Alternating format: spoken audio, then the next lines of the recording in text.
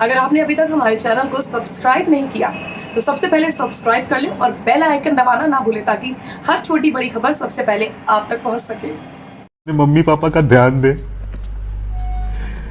मेरे जैसा बेटा ना बने जो अपनी माँ को नहीं बचा पाया। मेरी मम्मी खुद से नहीं मरी है, मेरी मम्मी को मारने के पीछे श्री साई हॉस्पिटल और पीएमसीएच का बहुत बड़ा हाथ है, और उसके ऊपर से मेरी मम्मी को मारने में बिहार सरकार का बहुत बड़ा हाथ है। हम लोगों को यही विश्वास था कि उन्होंने लगा दिया होगा, उन्होंने नहीं लगाया था। वो मास्क मेरी मम्मी के बेड पे ऐसे ही पड़ा हुआ था और मेरी मम्मी ऐसे ही तड़प तड़प के मर गई। हम बचा नहीं पाए अपनी मम्मी को। मेरा नाम अमित है। मैंने कभी नहीं सोचा था कि मुझे ऐसा एक वीडियो बनाना पड़ेगा। मेरी मम्मी का नाम श्रीकला है। मेरी mummy saint Joseph high school Patna Kankarbagh की एडमिनिस्ट्रेटर रह चुकी है। मेरी मम्मी को 2 हफ्ते पहले राजेश्वर हॉस्पिटल में मैंने भर्ती करवाया। 2 हफ्ते पहले कोरोना उसको पॉजिटिव निकला था। कुछ दिन रुकने के बाद हमने उसको राजेश्वर हॉस्पिटल में भर्ती करवाया 14 या 13 तारीख को। वहाँ पे 2 दिन रहने के बाद उसकी हालत बिगड़ने लगी। तो हमारे पास जितना हम लोगों से हो सका, पैसा पैरवी जो भी, हम लोगों ने बहुत विश्वास करके डॉक्टर अखिलेश, उनके यूनिट का एक हॉस्पिटल है श्री साई, उनसे हमने बहुत रिक्वेस्ट करके श्री साई में हमने उसको भर्ती करवाया 16 तारीख के सुबह में। और मेरी मम्मी 16 तारीख के सुबह में 65% ऑक्सीजन पे थी। उसका ऑक्सीजन 65% था। 16 तारीख के रात तक मुझे हॉस्पिटल से ये खबर आती है कि मेरी मम्मी का ऑक्सीजन 92-95 टच कर रहा है। हम लोग इससे निकल गए कि मेरी मम्मी अब बच जाएगी। मेरी मम्मी बहुत फाइट की। मेरी मम्मी रात तक मेरी मम्मी का 95% था। उसके बाद 17 तारीख के सुबह में 6:30 बजे साई हॉस्पिटल को मैंने फ़ोन किया। उसने बोला कि मेरी मम्मी 1 घंटा सोई भी है रात में, जो 10 दिन से नहीं सो पाई थी। मुझे लगा मेरी मम्मी ठीक हो जाएगी। तो फिर 11 बजे फिर मैंने उनको फ़ोन किया। उन्होंने बोला कि मम्मी आपकी ठीक है, 95-98% पे आ रहा है। हम लोग खाना खा रहे थे उसके बाद फिर मेरी मम्मी 2:30 बजे मेरे को हॉस्पिटल से फ़ोन आता है, श्री साई हॉस्पिटल से जो कंकड़बाग में है, कि आप अपनी माता को यहाँ से ले जाइए, हमारे पास ऑक्सीजन नहीं है। उन्होंने बोला बेटा ले जाने के लिए, जो कि काफ़ी दूर है। और मेरी मम्मी सेमी वेंटिलेटर जो बाईपैप मशीन होता है उस पर थी। अगर मम्मी को बेटा ले जाते तो मेरी मम्मी बीच में ही मर जाती। तो जो मेरी नानी है director saint Joseph high school की, उन्होंने बहुत पैरवी लगा के पीएमसीएच में एक बेड दिलवाया।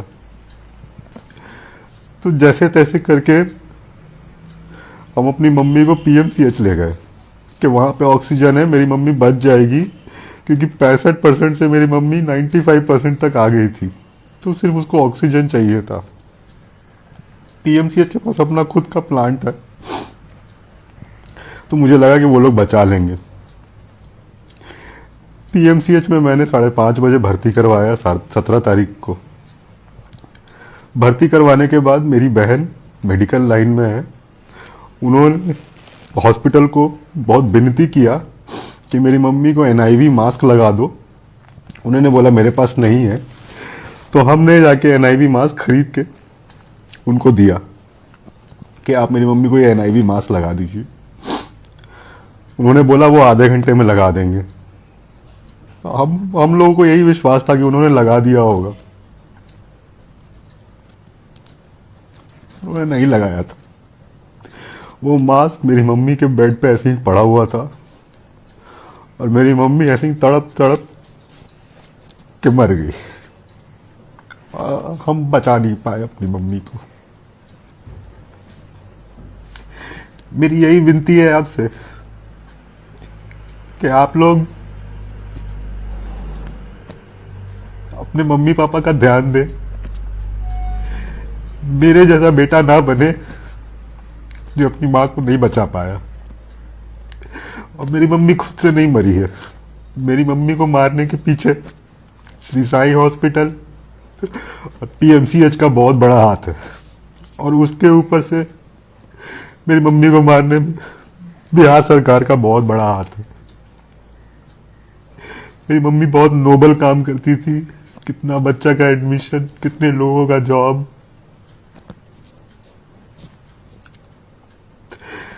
जिंदगी में उसका हम 1% भी नहीं कर पाएंगे।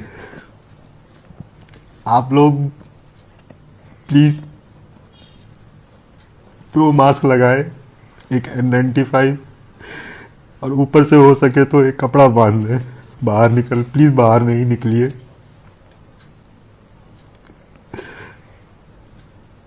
मुझे नहीं समझ में आ रहा है मैं आपसे क्या बोलूं। बस यही बोलना चाहते हैं कि बच के रहिए।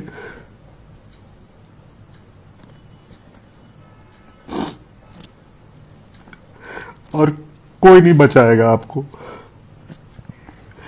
एक और बात मैं बताना चाहता हूं आपको, इस वीडियो के साथ मैं एक बहुत ही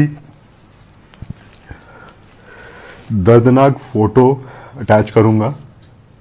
उसमें मेरी मम्मी का लास्ट फोटो है, जो कि एक पीएमसीएच का स्वीपर खींच के लाया था, वरना मुझे पता ही नहीं चलता कि मेरी मम्मी कैसे मरी है। भगवान ना करे कभी किसी के दुश्मन को भी इस तरीके का मौत मिले। मेरी मम्मी बहुत तड़प तड़प के मरी है। आप लोग अपने परिजन का, अपने परिवार का ध्यान दें। हम तो अनाथ हो गए, लेकिन आप लोग ध्यान दें प्लीज। और बिहार सरकार, यहाँ का हेल्थ मिनिस्टर, यहाँ का हेल्थ डिपार्टमेंट, यहाँ का हॉस्पिटल, कोई काम नहीं आया, कुछ भी काम नहीं आया। मार दिया मेरी मम्मी को ये लोग। मेरी एक छोटी बहन है,